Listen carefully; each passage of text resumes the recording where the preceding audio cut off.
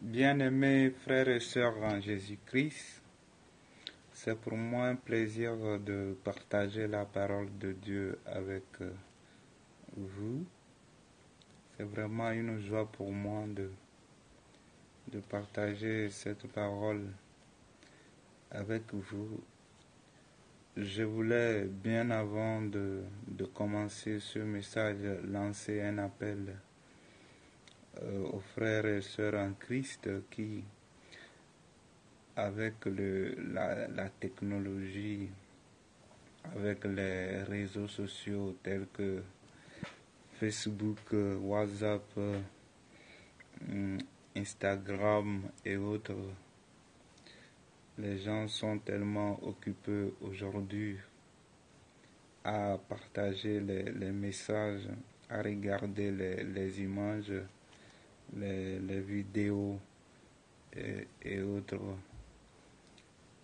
Et je vois que ça devient une perte du temps des fois pour les gens. Ça devient une occasion pour l'ennemi de nous prendre le temps nécessaire qui va nous permettre d'avancer avec Dieu et même dans notre vie professionnelle. Au lieu d'étudier la Bible, nous sommes là à regarder les messages, à lire des messages qui n'ont ni tête ni queue, de la pagaille, des fables, alors que Paul disait à Timothée de s'éloigner des fables. Les gens fabriquent des histoires avec des totos et ça ne vous fera jamais du bien, ça ne fait que vous retarder. Et je vous assure que celui qui a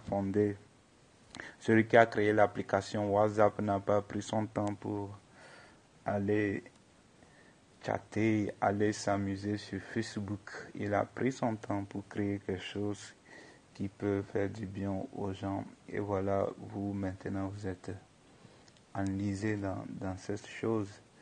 Vous devenez des consommateurs. Les Africains sont des consommateurs. Pourtant, nous faisons les mêmes écoles que les autres. Et nous ne voulons pas évoluer. Que Dieu aide chacun à réfléchir, à prendre conscience. Au nom de Jésus. Amen. Nous allons lire Jean chapitre 8, versets 30 à 32. Comme Jésus parlait ainsi, plusieurs crurent en lui.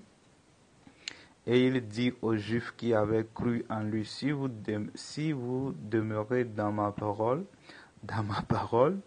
vous êtes vraiment mes disciples, vous connaîtrez la vérité, et la vérité vous affranchira. D'autres versions disent, et la vérité vous rendra libre.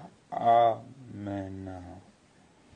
Alors, nous allons nous focaliser sur la première partie. Si vous demeurez dans ma parole. C'est Jésus qui parle ainsi. Il parle à qui? À ceux qui ont cru en lui. Jésus dit ici de demeurer dans la parole. Alors que normalement, où est-ce qu'on demeure? On demeure dans une maison.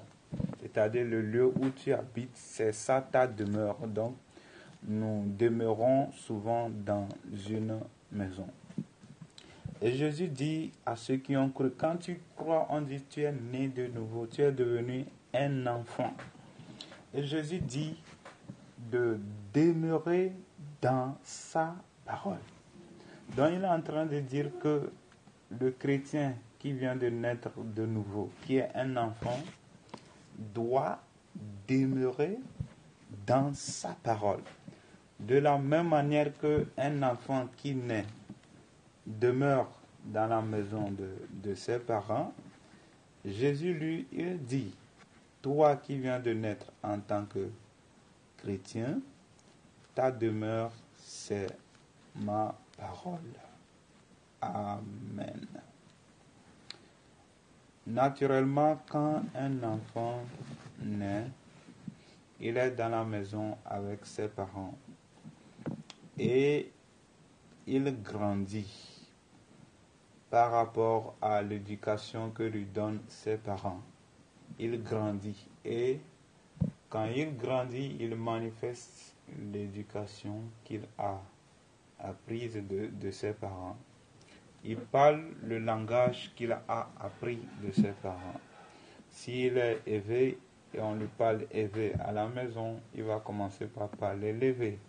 S'il est élevé, on lui parle seulement le français. Quand il va grandir, il va commencer par parler uniquement que l'élevé, demeurant bien sûr chez ses parents.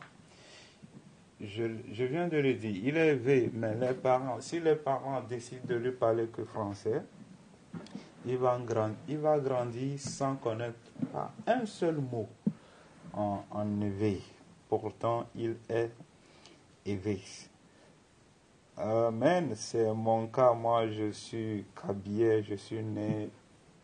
Je n'étais pas resté chez mon papa, j'étais chez ma maman.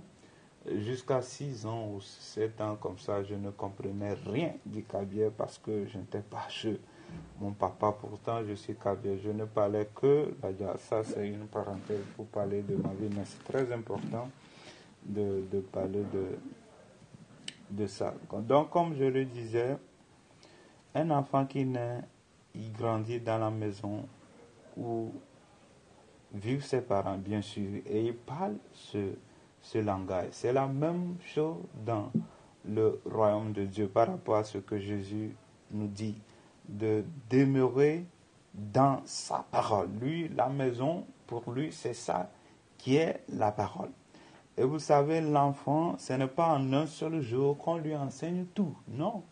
Petit à petit, il reçoit l'éducation en grandissant. On lui dit les mots, il les apprend chaque jour, chaque jour, chaque jour. C'est la même chose dans le royaume de Dieu.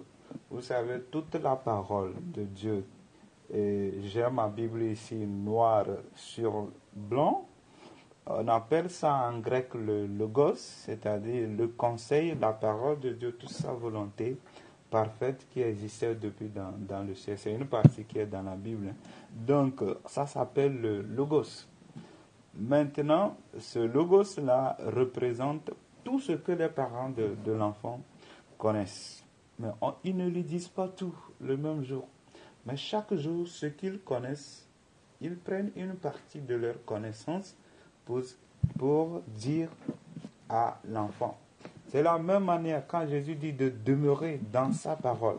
C'est-à-dire que quelqu'un qui vient de naître de nouveau doit demeurer, c'est-à-dire lire régulièrement la parole de Dieu qui est dans la Bible. Et maintenant, dans cette Bible, Dieu va lui donner des paroles qu'il peut entendre. C'est ça qu'on appelle en grec le rhéma, c'est-à-dire une parole entendue. Il y a une différence entre la parole écrite, qui est la Bible, qui est le logos, et la parole que tu peux entendre, tu peux écouter. Une voix intérieure qui te dit, c'est ça, voici ce passage, voici ce que je veux te dire. Moi-même, ce que je suis en train de faire, c'est ce que j'ai reçu quand je suis arrivé sur Jean chapitre 8, 31. Alors, je me suis arrêté pour voir qu'est-ce que Dieu va me dire. Et Dieu m'a dit quelque chose, c'est ça que je suis en train de partager. Donc, je ne suis pas en train de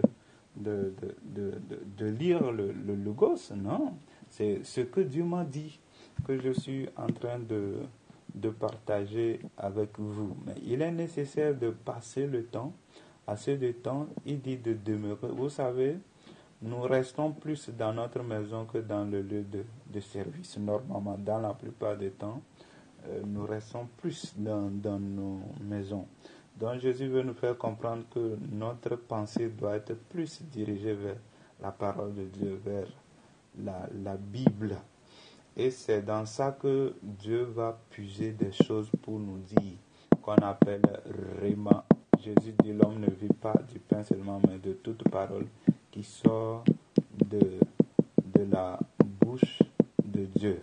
Amen. Donc je viens de parler de la partie demeurer. Et quand tu demeures, alors tu reçois des paroles. Maintenant, il dit, Vous connaîtrez la vérité et la vérité vous rendra libre. J'ai essayé d'anticiper en parlant du rhéma. Dans la vérité dont Jésus dit ici, c'est ça qui est le rhéma, c'est-à-dire du fait que tu demeures avec la parole de Dieu, tu passes le temps à lire, à méditer, à questionner Dieu, alors Dieu te donne une parole que Jésus appelle ici la vérité. Et lorsque tu connais cette vérité-là, qui est le rhéma que tu reçois, Jésus dit que cette vérité te rendra libre. Amen. Donc ce n'est pas du fait que tu es devenu chrétien que tu es libre, mais du fait que tu écoutes une voix qui vient de Dieu qui te rend libre. Quand on dit une personne est libre à partir d'un moment donné, ça veut dire que la personne était esclave. Alors, de quoi sommes-nous esclaves? Et Jésus dit que sa vérité va nous rendre libres. Sa vérité qui est le rhéma que nous pouvons écouter ou des enseignements que nous pouvons écouter des serviteurs de Dieu peut nous rendre libres. Alors, il s'agit de quel esclavage? Si vous lisez bien la Bible quelque part dans Jean, je n'ai pas le passage en tête, Jésus a dit aux Juifs que quiconque vit dans le péché est esclave du péché. Donc, Jésus est en train de dire ici le fait d'écouter le rhéma, la vérité, alors cette vérité nous rend libres de quoi? Du péché. Maintenant, il s'agit de quel péché vraiment Jésus est en train de dire. Quand nous lisons dans Jean chapitre 16, le verset 9, Jésus dit, là-bas Jésus disait que lorsque le Saint-Esprit viendra, il va convaincre le monde du péché. Et du péché parce que le monde ne croit pas en lui. Donc, le fait de ne pas croire, c'est un grand péché qui est la racine de tous les autres péchés.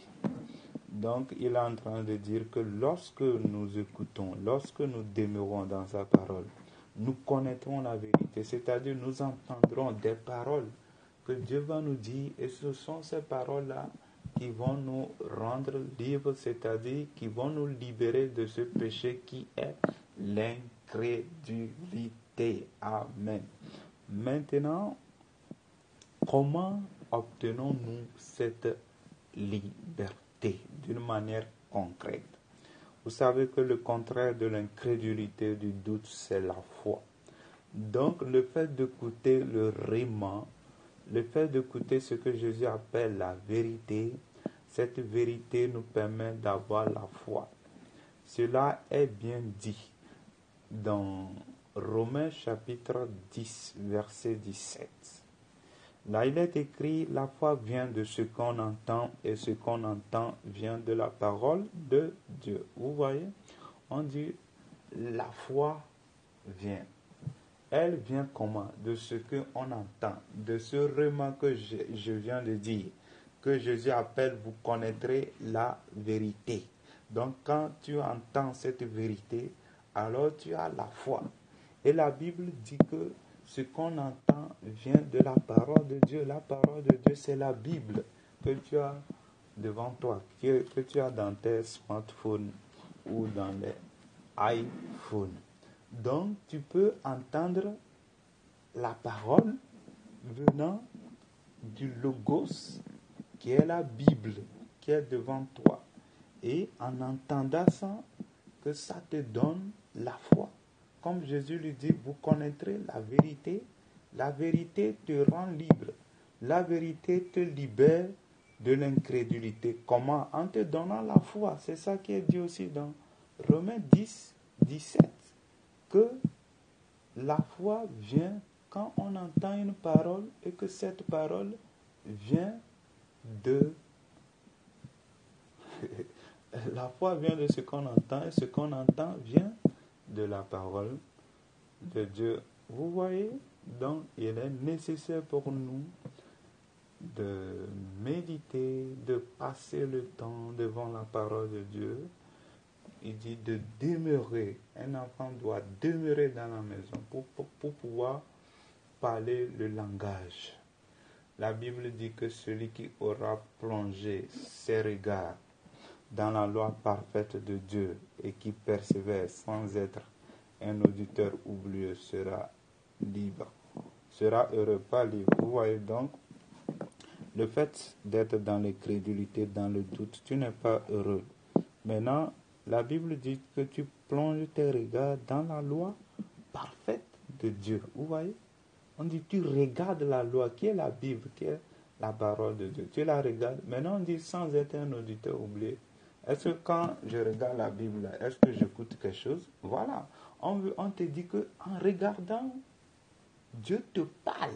Dieu te donne des paroles qu'on appelle le rhéma. C'est ça, il dit, sans être un auditeur oublieux. Ce n'est pas que tu as capté une radio. Il dit, tu lis la Bible et tu n'oublies pas ce que Dieu te dit à travers. Et c'est ça qui te rend vraiment heureux. Vous voyez? Donc la foi est comme un bâtiment qu'on bâtit et il y a les briques.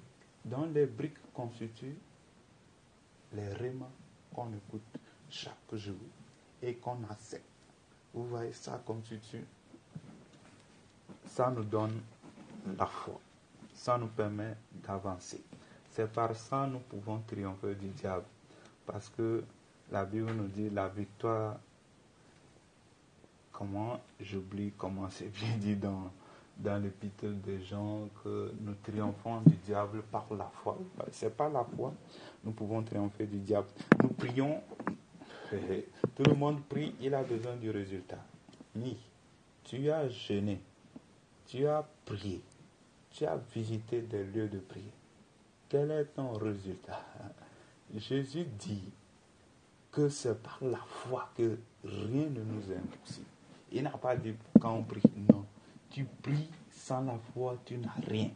Donc c'est lorsque tu as la foi que tu peux obtenir les choses. Et maintenant Dieu nous montre le secret pour avoir cette foi-là. Hein? Très intéressant.